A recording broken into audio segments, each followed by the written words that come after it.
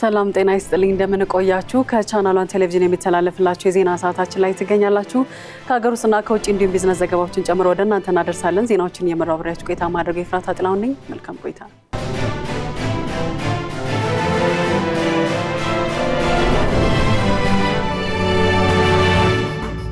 ኢትዮጵያ ለቀጠናው ሰላምና ደህንነት መጠበቅ ያላትን የጎላ አስተዋጽኦ አጠናክራ ትቀጥላለች ሲሉ የፌዴራል ጦር ኃይሎች ጠቅላይ ኤታማዦር ሹም ፊልድ ማርሻል ብርሃኑ ጁላ ገለጹ።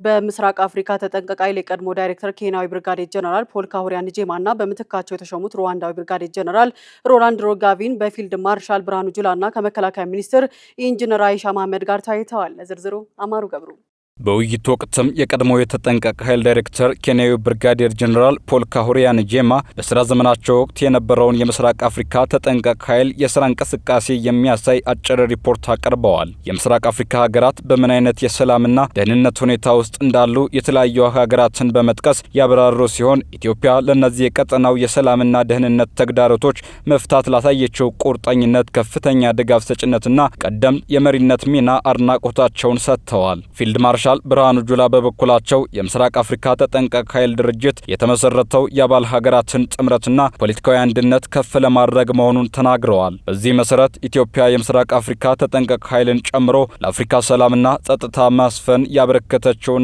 እያበረከተች የምትገኘው አስተዋጽኦ ከፍተኛ መሆኑን ጠቅሰዋል። ይህ በቀጠናው ሰላምና የጸጥታ ጉዳዮች ላይ አዎንታዊ ተጽዕኖ የማሳደር እንቅስቃሴና በተጠንቀቅ ኃይል ውስጥ ያላትን የጎላ ሚና በአግባቡ የመወጣት ሂደት ወደፊትም የበለጠ ተጠናክሮ የሚቀጥል መሆኑን ተናግረዋል። ፊልድ ማርሻሉ አዲስ ወደ ስልጣን ለመጡት ሩዋንዳዊ የተጠንቀቅ ኃይል ዳይሬክተር ብርጋዴር ጀነራል ሮላንድ ሪዊቫንጋም መልካም የሥራ ዘመን ምኞታቸውን ገልጸዋል። የመከላከያ ሚኒስትር አይሻ መሐመድ በበኩላቸው ኢትዮጵያ በቀጠናው ላይ ያሉትን የሰላምና የደህንነት ችግሮች ለመፍታት ያደረገችው ጥረት ከፍተኛ መሆኑን አመልክተዋል። በቀጣይም ለዓለም ለአፍሪካና ለቀጠናው ሰላም የምታበረክተውን አስተዋጽኦ ከአጋር አካላት ጋር በተናበበና በተደራጀ መልኩ ከመቼውም ጊዜ በላይ አጠናክራ የምትቀጥል መሆኗን አንስተዋል። የአባል ሀገራትን ስሜት ጠብቆና ከድጋፍ ሰጪ ባለድርሻ አካላት ጋር ተግባብቶ ይህን የጸጥታ ተቋም መምራት ታላቅ የኃላፊነት ደረጃ በመሆኑ ተሰናባቹ ጀነራል ዳይሬክተር የተጠንቀቅ ኃይሉን በመምራት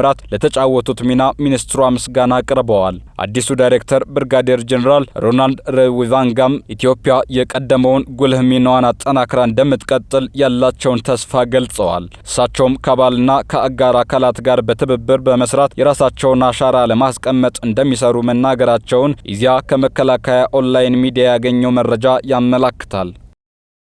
ኢትዮጵያና ካታር የጋራ ትብብራቸውን ለማጠናከር ቁርጠኝነታቸውን አረጋገጡ። የኢትዮጵያ የውጭ ጉዳይ ሚኒስትር ዴኤታ አምባሳደር ሀደር አበራ ከካታር ጠቅላይ ሚኒስትርና የውጭ ጉዳይ ሚኒስትር ሼክ መሐመድ ቢን አብዱራህማን ቢን ጃሲም አልታኒ ጋር በተደረገው ውይይት በሁለቱ ሀገራት መካከል ያለውን የሁለትዮሽ ግንኙነት የበለጠ ለማሳደግ መክረዋል። በውይይቱ ወቅት ሁለቱ ተወካዮች መደበኛ የፖለቲካ ምክክሮችን ማድረግ፣ የኢኮኖሚ ትብብርን ማጠናከር እንዲሁም የግል ዘርፍ ኢንቨስትመንትን ማሳደግ በሚቻልባቸው ጉዳዮች ላይ መወያየታቸውም ተገልጿል። ኢትዮጵያና ካታር የጋራ ተጠቃሚነትን የሚያረጋግጥ አጋርነት ለመገንባት ያላቸውን ቁርጠኝነት በድጋሚ ማረጋገጣቸውም ተነግሯል። በተጨማሪም በአፍሪካ ቀንድ በባህረ ሰላጤው አካባቢና ከዛም ባሻገር ቀጠናዊ ሰላምና ደህንነትን ለማስፈን የሚደረጉ የጋራ ጥረቶችን ማጠናከር በሚቻልባቸው ሁኔታ ላይ መምከራቸውም የውጭ ጉዳይ ሚኒስትር መረጃ ያመለክታል።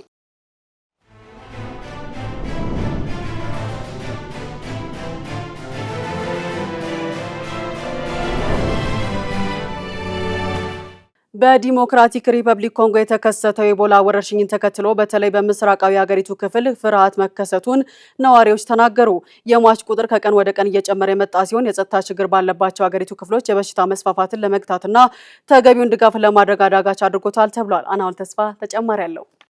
ኢቦላ በከፍተኛ ፍርሃት ውስጥ ከቶናል የሚለው የማዕድን ማውጫ ከተማ በሆነችው ራውምፓራ የታክሲ አሽከርካሪ በሽታው የዕለት ተዕለት ስራዬን በተገቢው መንገድ እንዳልመራ አድርጎኛል ብሏል። ፍርሃት በውስጣችን ነግሷል፣ ምክንያቱም ሰዎች በፍጥነት እየሞቱ ነው ሲሉም አክሏል። የወረርሽኙ ዋነኛ መነሻ የሆነችው የኢቶሪ ክፍለ ሀገር የጎበኙት የሀገሪቱ የጤና ሚኒስትር ዶክተር ሳሙኤል ሮጀር ካምባ የጤና ባለሙያዎቹ በፍጥነት እየተዛመተ ያለውን ቫይረስ ለማሰስ እየጣሩ ነው። አብዛኞቹ ተጠርጣሪዎች በኢቶሪ ዋና ከተማ ቡኒያ እና በአዋሳኟ ራውምፓራ ይገኛሉ። የራዋምፓራ ነዋሪ የሆነው ፍሬድ ኪዛ ለቢቢሲ እንደተናገረው መሰል በሽታ ሲያጋጥመን ፍርሃት የተለመደ ነው። በመሆኑም እንደፊት ማስክ የመሳሰሉ መከላከያዎችን ቢያቀርቡ ጥሩ ይመስለኛል ብሏል። እስከ ትላንትና ድረስ 514 ተጠርጣሪዎች የተገኙ ሲሆን 136 ሰዎች ደግሞ ሞተዋል። ቫይረሱም በጎረቤት ኡጋንዳ አንድ ሰው ገድሏል። አንድ የተያዘ ሰውም ተገኝቷል። የጤና ባለስልጣናት አብዛኛው ሞት ሪፖርት እየተደረገ አይደለም ይላል። በዲሞክራቲክ ሪፐብሊክ ኮንጎ ወረርሽኙ ሲከሰት ለ17ኛ ጊዜ ነውም ተብሏል።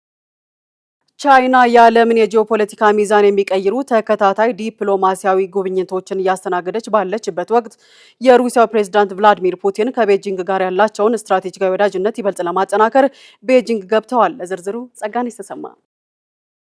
የሩሲያው ፕሬዝዳንት ቭላዲሚር ፑቲን ቤጂንግ የገቡት በሁለቱ ሀገራት መካከል ያለውን ወሰን የለሽ አጋርነት ይበልጥ ለማጥበቅ ሲሆን ጉብኝቱ ቻይና ከምዕራባውያን ሀገራት ጋር ያላትን ግንኙነት በንግድና በደህንነት ጉዳዮች ውጥረት ውስጥ ባለበት ወቅት የተደረገ በመሆኑ በዓለም አቀፍ ማህበረሰብ ዘንድ ትኩረትን ስቧል። ይህ የፑቲን ጉዞ በምዕራባውያን ሀገራት ጫናና ማዕቀብ ስር ለምትገኘው ሩሲያ ወሳኝ ነው ተብሏል። ፕሬዝዳንት ቭላዲሚር ፑቲን የአሜሪካው ፕሬዝዳንት ዶናልድ ትራምፕ በቻይና ጉብኝት ካደረጉ ከጥቂት ቀናት በኋላ ነው ከቻይናው ፕሬዝዳንት ሺ ጂንፒንግ ጋር በቤጂንግ የተገናኙት። ይህ ፑቲን የዚህ ዓመት የመጀመሪያ የውጭ ጉብኝት ሲሆን በምዕራባውያን ሀገራት ጫናና ማዕቀብ ስር ለምትገኘው ሩሲያ ቻይና ምን ያህል ወሳኝ እንደሆነ ያሳያል ሲል ቢቢሲ ዘግቧል። ቤጂንግ የሩሲያ ነዳጅ ሁነኛ ደንበኛና ትልቋ ገዢ ስትሆን ምዕራባውያን ተደጋጋሚ ማዕቀቦችን ሞስኮ ላይ እየጣሉ ቢቀጥሉም እንኳ ቻይና ግን ዋና አጋሯ ሆና ቀጥላለች። ፑቲን ይህን ግንኙነት የበለጠ ለማጠናከር እንደሚፈልጉና የዚህ ጉዞ ዓላማም ይኸው መሆኑን ዘገባው አክሏል። በአጀንዳው ከሚጠበቁ ጉዳዮች አንዱ በዓመት እስከ 50 ቢሊዮን ኪዩቢክ ሜትር የተፈጥሮ ጋዝ ወደ ቻይና ሊያደርስ የሚችለው አዲሱ ፓወር ኦፍ ሳይቤሪያ 2 የተሰኘው የጋዝ መተላለፊያ መስመር ዝርጋታ ፕሮጀክት እንደሚገኝበት ተጠቁሟል። ምንም እንኳን በሁለቱ መሪዎች የሚነሱ አጀንዳዎች በይፋ ባይታወቁም ግምታዊ ነጥቦች በሚል ግን ቢቢሲ ሀሳቦችን አስቀምጧል። በምዕራባውያን ማዕቀብ ምክንያት በሩሲያና ቻይና መካከል ያለው የንግድ ግንኙነት በእጅጉ መጠናከሩን ተከትሎ የበለጡ የማጠናከሪያ ስምምነቶች ይፈጸማሉ ተብሎ ይጠበቃል። እየቀጠለ ካለው የሩሲያ ዩክሬን ጦርነት ጋር በተገናኘ አጀንዳ እንደሚኖር የጠቆመው ቢቢሲ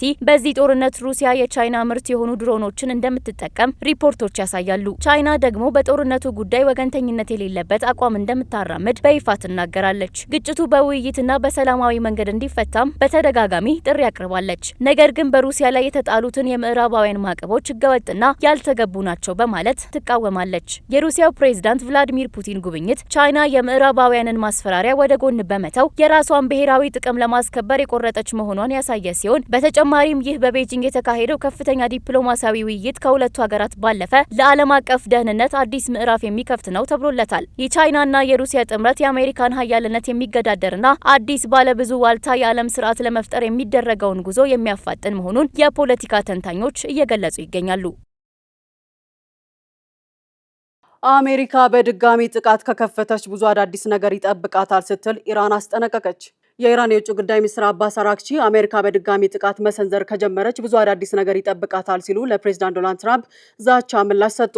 ትራምፕ ቴህራን ላይ በድጋሚ ጥቃት ለመክፈት መዛታቸውን ተከትሎ ወደ ጦርነት ከተመለሱ ብዙ አዳዲስ ነገር እንደሚጠብቃቸው ላረጋግጥ እወዳለሁ ሲሉ አራግቺ አስጠንቅቀዋል። አራግቺ በኤክስ ገጻቸው የኢራን ጦርነት ከተጀመረ ከወራት በኋላ በቢሊዮን ዶላር የሚቆጠር የጦር አውሮፕላን መውደሙን የአሜሪካ ምክር ቤት አምኗል ብለዋል። ሀያል የሆነው ጦራችን ኤፍ-35 ተዋጊ ጀት መጥቶ በመጣል የመጀመሪያ መሆኑን ተረጋግጧል ሲሉም አክለዋል። ትራምፕ በበኩላቸው ኢራን ላይ ዳግመኛ ጦርነት ለመክፈት ሊወስኑ አንድ ሰዓት ሲቀራቸው ሀሳባቸውን መለወጣቸውን ገልጸዋል። የኢራን ባለስልጣናት ከአሜሪካ ጋር ስምምነት ላይ ለመድረስ እየለመኑ እንደነበርም ተናግረዋል። ትራምፕ በድጋሚ ኢራን ላይ ጥቃት መሰንዘር ሊያስፈልግ ይችላል ማለታቸውም ተዘግቧል። የኢራኑ የውጭ ጉዳይ ሚኒስትር ለትራምፕ ዛቻ በሰጡት ምላሽ ወደ ውጊያ አውድማ ከተመለሱ ባገኘነው ትምህርትና ተሞክሮ አማካኝነት ብዙ አዳዲስ ነገሮች እናሳያቸዋለን ብለዋል። ትራምፕ ኢራን ላይ ጥቃት ሊከፍቱ ይዘውት የነበረውን እቅድ በባህረ ሰላጤው ሀገራት ጥያቄ መሰረት መሰረጃቸውን አስታውቀዋል። ሳውዲ አረቢያ፣ የተባበሩት አረብ ኤሚሬቶችና ካታር ለድርድር እድል እንዲሰጥ እንደጠየቁም ተገልጿል።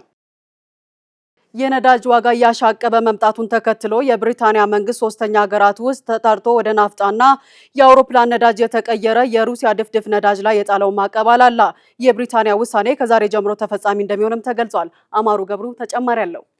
እርምጃው አሜሪካና እስራኤል ኢራን ላይ የጀመሩትን ጦርነት ተከትሎ ወሳኙ የሆርሙዝ ወሽመጥ መዘጋቱ የነዳጅ አቅርቦት ላይ ምን ያህል ስጋት እንደፈጠረ የሚያንጸባርቅ ነው። ከዚህ ቀደም ወደ ፈሳሽነት በተቀየሩ የሩሲያ የተፈጥሮ ጋዝ ጉዞ ላይ ተጥለው የነበሩ የተወሰኑ ማዕቀቦችም እንዲነሱ ተደርጓል። የተጣሉት ማዕቀቦች እየጠነከሩ መምጣታቸውን የገለጸው የአገሪቱ መንግስት ተለዋዋጭ አካሄድ የሚከተል ተጨማሪ አሰራር እንደሚያስፈልግ ተናግረዋል። ከጦርነቱ መነሳት በኋላ አሜሪካም ተመሳሳይ እርምጃ ተግባራዊ አድርጋ ሰፊ ትችት ደርሶባታል። ጦርነቱ ከተጀመረ ወዲህ አውሮፓ ውስጥ የአውሮፕላን ነዳጅ ዋጋ ከእጥፍ በላይ ጨምሮ ታይቷል። በአሁኑ ሰዓት ዋጋው በፊት ከነበረበት በግማሽ ጨምሮ እየተሸጠ ነው። ብሪታንያ ውስጥም የነዳጅ ዋጋ ማሻቀቡን ቀጥሏል። በብሪታንያና በመላው ዓለም የሚንቀሳቀሱ በርካታ አየር መንገዶች ጣሪያ በነካው የአውሮፕላን ነዳጅ ዋጋ ምክንያት በረራዎቻቸውን ሰርዘዋል፣ አሊያም ደግሞ የትኬት ዋጋቸውን ጨምረዋል። ሩሲያ በዩክሬን ላይ የከፈተችውን ጦርነት ተከትሎ ብሪታንያ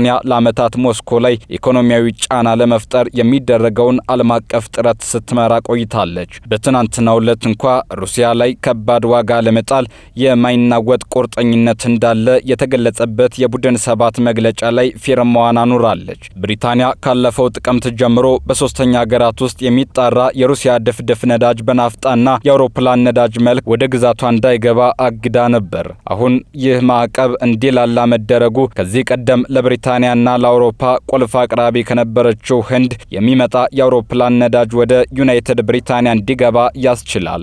በርካታ የሩሲያ ድፍድፍ ነዳጅ የሚጣራው ቱርክ ውስጥ ነው። የተጣራ የሩሲያ ነዳጅ ላይ የተላለፈው አዲስ ውሳኔ ላልተወሰነ ጊዜ እንደሚቆይ ተገልጿል። ይሁን እንጂ በየጊዜው ግምገማ እየተደረገ ሊሻሻል ወይም ሊሻር እንደሚችል የአገሪቱ መንግስት አስታውቋል። ወደ ፈሳሽነት በተቀየረ የሩሲያ የተፈጥሮ ጋዝ የባህር ትራንስፖርትና ተያያዥ አገልግሎቶች ላይ ተጥሎ የነበረው ማዕቀብ የሚላላው እስከ አውሮፓውያኑ አዲስ ዓመት ነው ተብሏል። አሜሪካ ለመጀመሪያ ጊዜ መጋቢት ላይ ይፋ ያደረገችውን የሩሲያ ነዳጅ ላይ የተጣለ ማዕቀብ የማላላት እርምጃ ቆይታን በዚህ ሳምንት አራዝማለች። አሜሪካ የወሰደችው እርምጃ የሩሲያ ነዳጅ እንዳይገዙ ተከልክለው የነበሩ አገራት አሁን ባህር ላይ ተጭኖ ያለ ነዳጅን እንዲያገኙ የሚያስችል ነው ተብሏል። በመጪዎቹ 10 ዓመታት ውስጥ 13 ሚሊዮን ሮቦቶች የሰዎችን እንቅስቃሴ ይቀላቀላሉ ተባለ። ዋጋቸው መካከለኛ ገቢ ያላቸው ሊገዙ በሚችሉበት አቅም የሚቀርቡ ናቸው ተብሏል። ጸጋነሽ ተሰማ ዝርዝር አላት።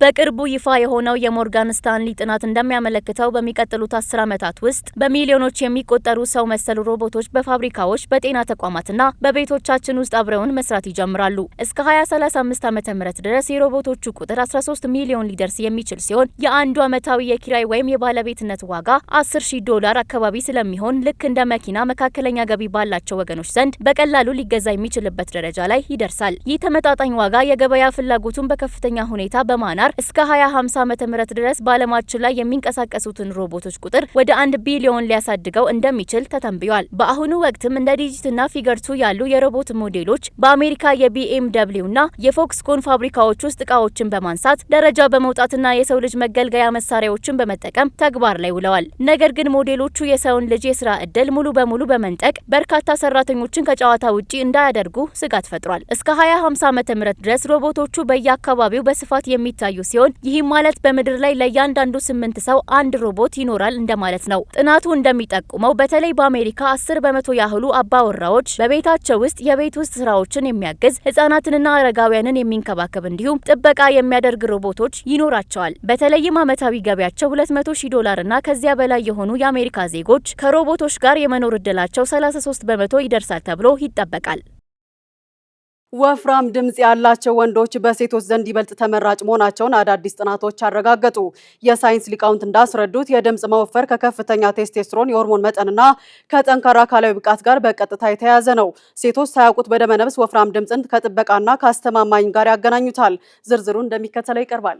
ይህ ተፈጥሯዊ ዝንባሌ ሴቶች ለረጅም ጊዜ ትዳር አጋርነት ወፍራም ድምጽ ያላቸውን ወንዶች እንዲመርጡ ያደርጋቸዋል። ይሁን እንጂ ጥናቱ ሌላ አስገራሚ ገጽታም ይፋ አድርጓል። ወፍራም ድምጽ ያላቸው ወንዶች በሴቶች እይታ ይበልጥ ማራኪና ተፈላጊ ቢሆኑም በሌላ በኩል ግን ታማኝ የመሆን እድላቸው አነስተኛ ተደርጎ ይገመታል። በተቃራኒው ቀጭን ወይም መካከለኛ ድምጽ ያላቸው ወንዶች በሴቶች ዘንድ ያላቸው የመጀመሪያ ሳቢነት ዝቅተኛ ሊሆን ይችላል። ነገር ግን ለረጅም ጊዜ ትዳርና ለታማኝነት አስተማማኝ ተደርገው የመወሰድ እድላቸው ከፍተኛ መሆኑን የምርምር ውጤቱ አመላክቷል። ይህም ሴቶች የአጋርነት ምርጫ ሲያደርጉ በድምጽ ቃና በሚፈጠር ሳቢነትና በታማኝነት ስጋት መካከል እንደሚዋዥቁ ያሳያል። በአጠቃላይ የሰው ልጅ የድምጽ ቃና በማህበራዊና በፍቅር ህይወት ውስጥ እጅግ ከፍተኛ ሚና እንዳለው በካናዳ የሚገኘው ማክማስተር ዩኒቨርሲቲ ይህንን ጥናት በድጋሚ አረጋግጧል። የወንዶች ድምጽ መወፈር በሴቶች ዘንድ ለመመረጥ ትልቅ አወንታዊ ተጽዕኖ ቢኖረውም ዘላቂና አስተማማኝ ግንኙነት ለመገንባት ግን ከድምጽ ቃና ባለፈ የባህሪ ጥንካሬና ታማኝነት ወሳኝ መሆናቸውን ተመራማሪዎች አሳስበዋል። እስራኤል በጋዛ የምታካሄደውን ዘመቻ በግልጽ የሚቃወሙት የክሮኤሺያ ፕሬዝዳንት ዞራን ሚላኖቪች ለክሮኤሺያ የተሰየሙትን አዲሱን የእስራኤል አምባሳደር ሹመት ውድቅ አደረገች። የሀገሪቱ መሪ በእስራኤል አሁናዊ ፖሊሲ ደስተኛ አይደለሁም ብለዋል። እስራኤል የአምባሳደሯ የሹመት ደብዳቤ በክሮኤሺያ ፕሬዝዳንት ተቀባይነት ማግኘት አለማግኘቱን ሳታረጋግጥ አስቀድማ ይፋ ማድረጓን ተከትሎ ፕሬዝዳንቱ ያልተጻፈ ዲፕሎማሲያዊ ሕግ ተጥሷል ሲሉ እስራኤልን ወቅሰዋል። የእስራኤል መንግስት ያቀረበው አምባሳደር ፕሬዝዳንቱን ፍቃድ አላገኘም። የእስራኤል የውጭ ጉዳይ ሚኒስትር በበኩሉ በዛግሬብ የሚሾመውን ቀጣዩን የእስራኤል አምባሳደር ሁኔታ ለመፍታት ከክሮኤሺያ ባለስልጣናት ጋር እየሰራ ነው ሲል ምላሽ መስጠቱን ሮይተርስ ጽፏል።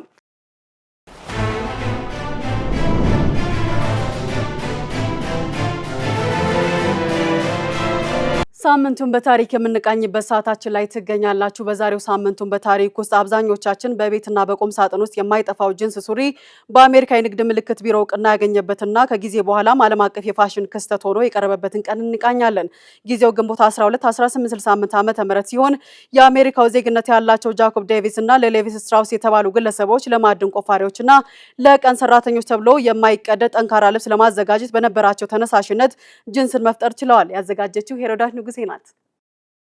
የዛሬው ሳምንቱን በታሪክ በቀን ተቀን ህይወታችን ውስጥ ለብሰነው ወይም በሌሎች ተደርጎ ሳንመለከተው የማንውለው ጂንስ ሱሪ በአሜሪካ ንግድ ቢሮ እውቅና ያገኘበትን አጋጣሚ ሊያስቃኘን 153 ዓመታትን ወደ ኋላ ተጉዟል። ታሪኩ የሚጀምረው በሳን ፍራንሲስኮ የጅምላ ሻጭ ከነበረው ሌቪ ስትራውስና በሬኖ ኔቫዳ የልብስ ስፌት ባለሙያ ከነበረውና ከደንበኞቹ አንዱ ከሆነው ጃኮብ ዴቪስ ነው። በ1864 ዴቪስ አንድ ሀሳብ መጣለት። በቀን ስራዎች፣ በማዕድን ቁፋሮዎችና በሌሎች የስራ ጫና በሚበዛባቸው ዘርፎች የተሰማሩ ሰዎች የሚጠቀሙበት ሱሪ ረጅም ጊዜ መቆየት እንዲችል የብረት ማያያዣዎች የሱሪ ጨርቆች ላይ ተጠቅሞ የበለጠ ጥንካሬ መስጠት። ንድፉም የልብሱን ጥንካሬ በተጠበቀው ሁኔታ አሻሻለው። ይህም የወርቅ ማዕድን ቁፋሪዎችና የቀን ሰራተኞች ለስራ ውሏቸው የሚፈልጉት ነገር ነበር። ነገር ግን ዴቪስ ለባለቤትነት ምዝገባ የሚያስፈልገው የገንዘብ አቅም ስላልነበረው ለስትራውስ የንግድ አጋርነት ጥያቄ አቀረበ።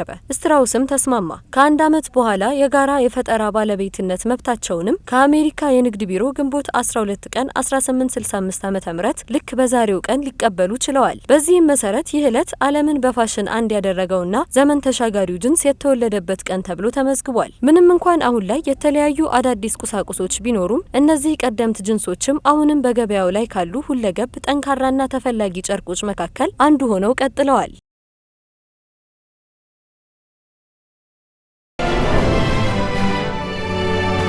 ወደ ቢዝነስ ዘገባዎች አልፋለሁ። ደረሰኝ ሳይሰጡ ሽያጭ የሚፈጽሙ ግብር ከፋዮችን ቅጣት ከ50 ሺህ ብር ወደ 100 ሺህ ብር ከፍ እንዲል የሚያደርግ የታክስ አስተዳደር የማሻሻያ አዋጅ ተዘጋጀ።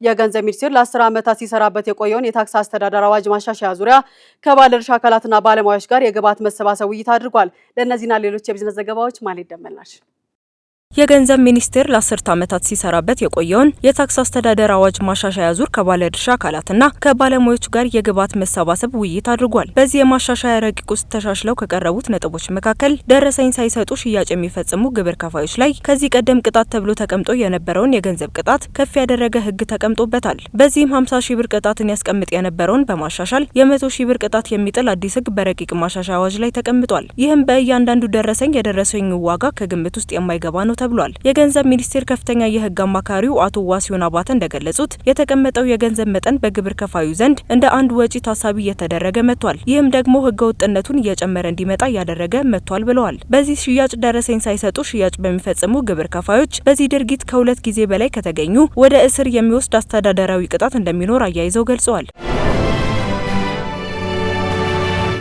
የቻይና የንግድ ሚኒስቴር 200 የቦይንግ አውሮፕላኖችን ለመግዛት የተደረሰውን ስምምነት አረጋገጠ። ይህ ስምምነት ላለፉት 10 ዓመታት ያክል በሁለቱ ሀገራት የንግድ ውጥረት ምክንያት ታግዶ የነበረውን የቦይንግ አውሮፕላኖች ሽያጭ በይፋ የከፈተ ትልቅ ምዕራፍ ሆኖ ተመዝግቧል። የቻይና የንግድ ሚኒስቴር በሰጠው መግለጫ ሀገሪቱ የአቪዬሽን ፍላጎቷን መሰረት በማድረግ 200 አውሮፕላኖችን፣ ሞተሮችንና መለዋወጫዎችን ከአሜሪካ እንደምትገዛ አስታውቃለች። በዚህ ስምምነት መሰረት አሜሪካ ለቻይና ቀጣይነት ያለው የአውሮፕላን መለዋወጫዎች አቅርቦት ዋስትና ትሰጣለች። ፕሬዚዳንት ትራምፕ በበኩላቸው ይህ የመጀመሪያ ትዕዛዝ በጥሩ ሁኔታ ከተከናወነ የግዢው መጠን እስከ 750 አውሮፕላኖች ሊያድግ እንደሚችል ፍንጭን ሰጥተዋል። እንደ ቢቢሲ መረጃ ይህ የአቪዬሽን ስምምነት በሁለቱ ግዙፍ ምጣኔ ሀብቶች መካከል ያለውን የንግድ ግንኙነት ለማረጋጋትና በመጪው ህዳር ወር የሚያበቃውን የታሪፍ ስምምነት ለማራዘም መንገድ የሚከፍት መሆኑ ተገልጿል።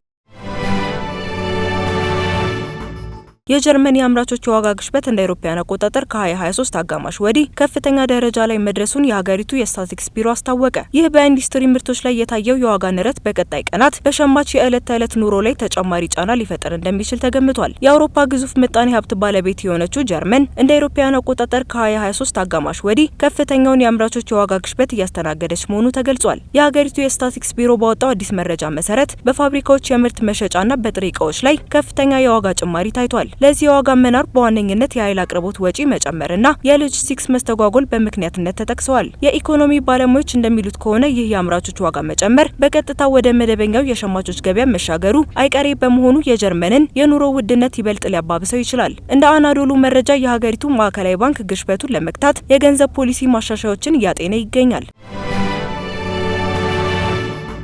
የሩሲያ ጠፈር ኤጀንሲ ገቢውን ለማሳደግ በሮኬቶች ላይ ማስታወቂያን መለጠፍ ጀመረ። የሩሲያ ብሔራዊ የጠፈር ኤጀንሲ የገጠመውን የበጀት እጥረት ለመቅረፍ በሮኬቶቹ ላይ የንግድ ማስታወቂያዎችን ማስተናገድ ጀምሯል። ባለፈው ዓመት በፓርላማው በጸደቀው ሕግ መሰረት ኤጀንሲው እንደ ፒኤስቢ ባንክና ኮፊ ማኒያ ካሉ የሀገር ውስጥ ተቋማት ጋር የመጀመሪያውን የማስታወቂያ ስምምነት አጠናቋል። ናሳ የመንግስት ተቋም በመሆኑ ራሱን ችሎ ገቢ ማመንጨት አይፈቀድለትም። እንደ ሲፒኤክስ ያሉ የግል ኩባንያዎች ደግሞ የሮኬት መፈንዳት አደጋ ስላሳሰባቸው ስማቸውንና አርማቸውን ከውድመት ጋር እንዲያያዝ እንደማይፈልጉ ተገልጿል። በአንጻሩ ሩሲያ ከዚህ ዓመት ጥር ጀምሮ ማስታወቂያዎች በመለጠፍ በመቶ ሚሊዮኖች የሚቆጠር ሩብል በማግኘት ላይ ትገኛለች። የማስታወቂያው ዋጋ የሚሰላው እንደ ይዘቱ ስፋትና የቆይታ ጊዜ ሲሆን ዋና ዓላማውም ቀጥተኛ ሽያጭ ሳይሆን ከፍተኛ ትኩረት የሚስብ የህዝብ ግንኙነት መፍጠር ነው። ኤጀንሲው እስካሁን ከባይኑኩር የጠፈር ጣቢያ ማስታወቂያ የያዙ 4 ሮኬቶችን አስወንጭፏል። ቀደም ሲልም በ2001 ፒዛ ሀት ከ1 ሚሊዮን ዶላር በላይ በመክፈል አርማውን በሮኬት ላይ አስቀርጾ ወደ ዓለም አቀፉ የጠፈር ጣቢያ ፒዛ ማድረሱ የሚታወስ ቢሆንም ድርጊቱ ግን ለዚያ ጊዜ ብቻ የተደረገ ብቸኛ ክስተት ነበር። ስትከታተሉ የቆያችሁት ከቻናል 1 ቴሌቪዥን የሚተላለፍላችሁን የዜና ሰዓታችንን ነበረ። ዜናዎችን እየመራው አብሬያችሁ ቆይታ ያደረኩት እኔ ፍራታ ጥላውን ነበርኩኝ። መልካም ጊዜ